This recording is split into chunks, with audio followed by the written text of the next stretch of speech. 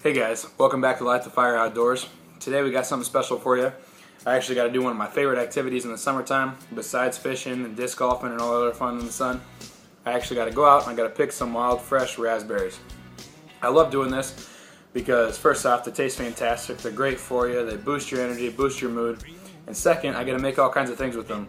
I'm kind of a wine connoisseur that maybe not all of you know, so I also like to try to make different wines out of all the different things that I can get fresh out of the outdoors. Now in this episode, I'm just going to go over some of the ins and outs of picking your own berries, you know, what to look for, what to watch out for.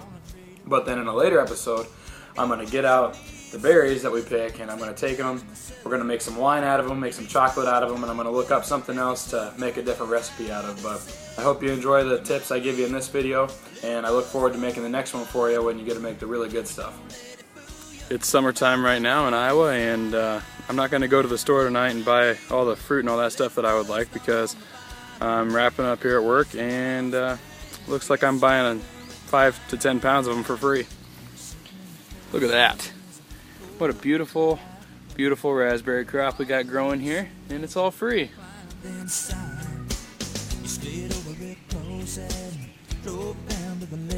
The best part of shopping at God's grocery store is He lets you try the produce before you take it home. It's good. I'll be buying a bunch. Those are baby groundhog.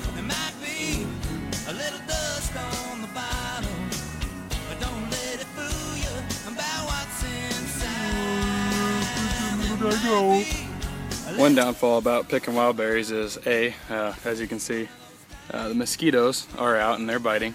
So you want to make sure you bring some bug spray. Also, really make sure you're sticking your hands, know what the plants are around it, because otherwise you're going to find yourself with some pretty itchy hands. Here in particular, we got these guys right here. We got stinging nettle, and one of the other places I like to pick berries around here, there's a lot of poison ivy, so be careful of that too as well. Just really educate yourself with what plants you're looking for, like poison ivy, stinging nettle, stuff that's in your area, and look out for it while you're picking. Plus, raspberries have thorns too, so you might want to wear gloves, or just really be careful you're not jamming a raw hand in there and yanking it back out too fast, because they have these like hook-shaped horns, and they might find you pretty bloody, and they have red juice in them too, so it'll be hard to tell the difference. But anyway, just be careful, have fun, and enjoy.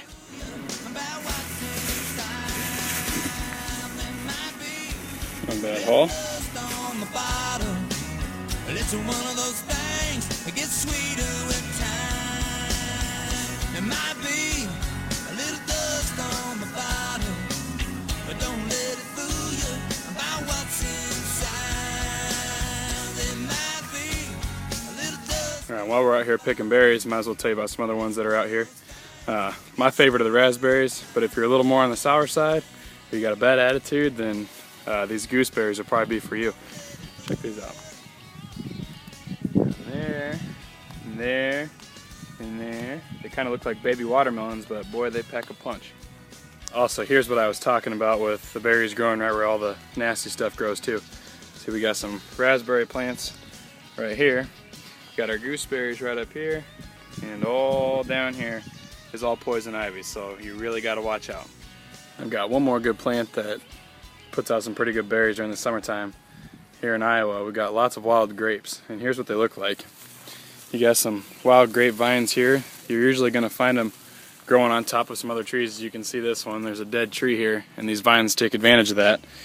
And they just grow up there so they can get all that sunlight they can get, and they try growing some grapes.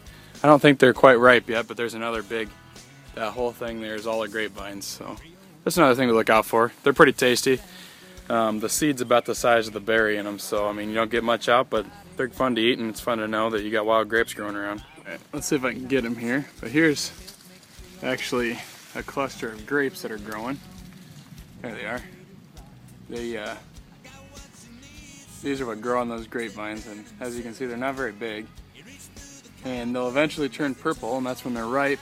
You can go ahead and pick them and just kind of eat the fleshy part right off the top of the seed, and it tastes pretty good actually. It's really kind of a Concord grapey taste, but a lot smaller. A little dust on the bottom, but it's one of those things that gets sweeter with time.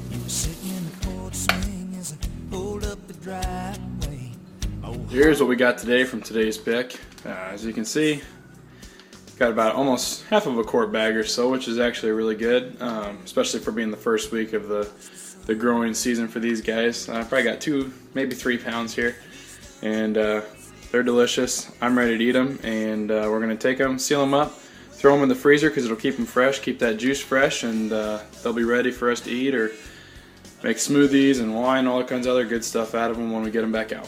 So I hope that was enjoyable for you guys. I hope you get out and you get to find some of your own berries to enjoy, and I hope you'll learn something. Just remember, there's always something to learn and discover in God's great outdoors, and just remember to be careful for what's around you other than what you're out there after, because you always got to be looking out. So I hope you enjoyed it. I look forward to coming back for the next one where I get to make some stuff for you out of the berries that we pick. And remember to enjoy God's great outdoors.